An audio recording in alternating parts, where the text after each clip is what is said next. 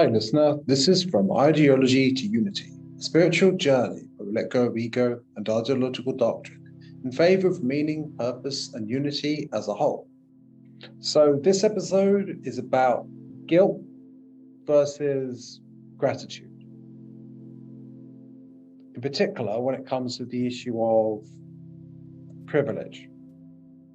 Now, when I speak of privilege here, I mean the more regular definition of it, where there's something we are fortunate to have in our lives, whereas it could be, you grew up with well-off parents, or if there's anything you're fortunate to have in your life that other people might not have in their life, right? And this is something which it has been a divisive subject, especially when it comes to politics, because there have been some that have pointed out that, some people are privileged or fortunate to have certain things in their life, and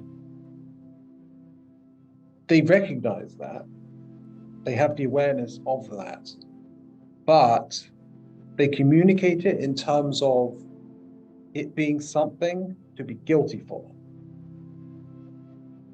That the idea that you're supposed to, in some sense, recognize that you say have a silver spoon in your mouth or something like that, but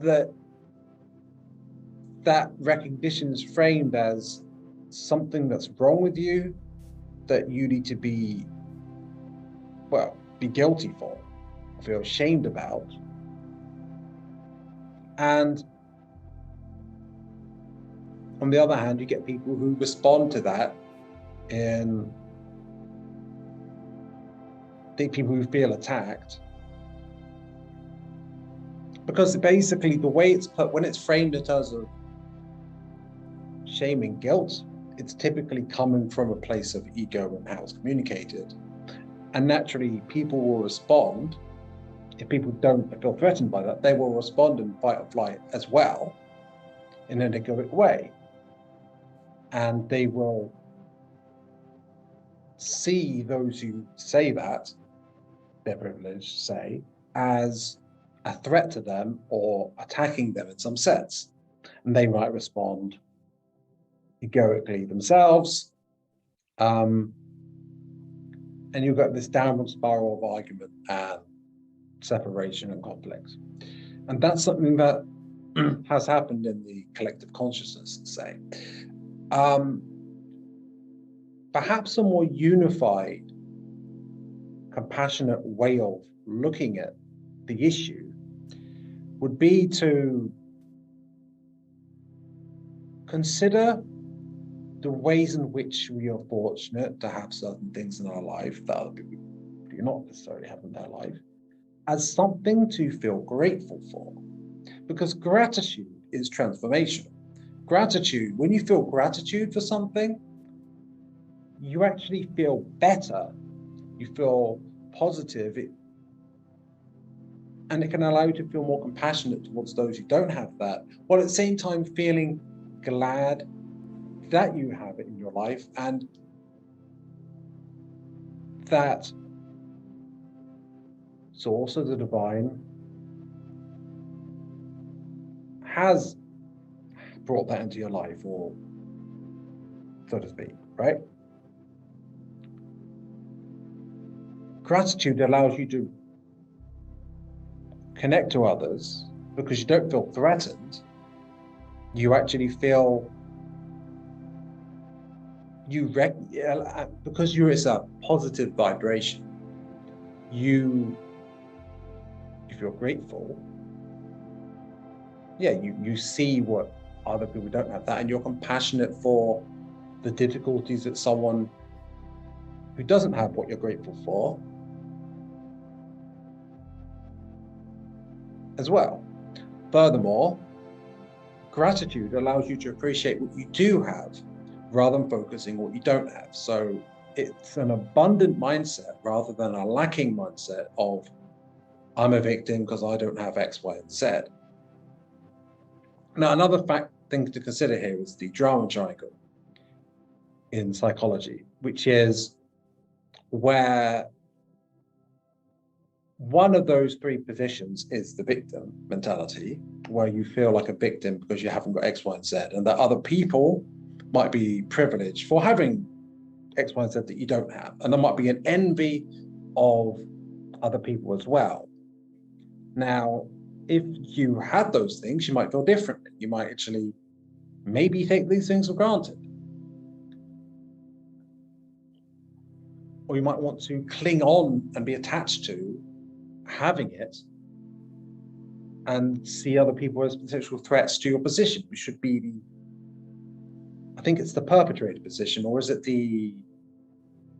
well, the exact label we use for it, it doesn't really matter, but it's more like when people cling on to what they have to try to keep it, they're afraid of losing it. There's a potential to harm others in order to keep it due to the fight or flight mentality. And the third position in the drama triangle is the rescuer. And if someone is going around accusing people of being privileged, for example, and framing it as something to be ashamed of rather than grateful for, that might represent the rescuer mentality of other people are lacking unfairly, and I'm worthy if I'm saving them. It's a sort of messiah complex in a sense. Now, this isn't something that to judge anyone for if they play out these dynamics. I mean, these dynamics have been embedded in the collective conscious or unconscious for a long time, and they are manifestations of wounding on an individual collective basis, insofar as they're even playing out. So a way to avoid being stuck in fight or flight and the drama triangle is, like I said, gratitude. And no matter where you feel that you might be in terms of that drama triangle, whether you feel lacking and a victim, or whether you feel like you need to protect what you have, or that you need to protect those you don't have, what you have or others have. A way to transcend that whole thing into a unitive, compassionate experience rather than a divisive experience is where you focus on what you are fortunate to have in your life and what you can be grateful for. And you can even communicate about other people can be grateful as well, as long as it's not being pushed onto other people as a sort of demand. And so I feel that in light of all this political division and all the guilt associated with what you might be fortunate for, privileged to have in your life, a way we can look at this issue without taking a political side, without division, with a more unitive perspective, a holistic perspective that accounts for different points of view and different experiences in an abundant rather than a lacking way, is the expansive and joyful approach of gratitude. So hopefully this brings some clarity to the issue. I felt called in some sense to communicate this. And it also feels important to me because I used to be, before I got into spirituality, very much of a combative perspective. Like I felt threatened by people, say on the left, talking about privilege. Now that's a generalization itself, that's a label, right? but now I have a greater understanding of how other people feel, because people get in different parts of the drama triangle regarding this issue and other issues. And it's understandable, and you can feel more compassion for them and understanding their perspective by coming out of that fight or flight mentality. And once you get to understanding and acceptance of others, you can get to love and compassion. So yeah, if this resonates with you and you want to comment about it in any way, feel free to like and subscribe if you feel like it, or not. It's up to you. And without further ado, have a great day and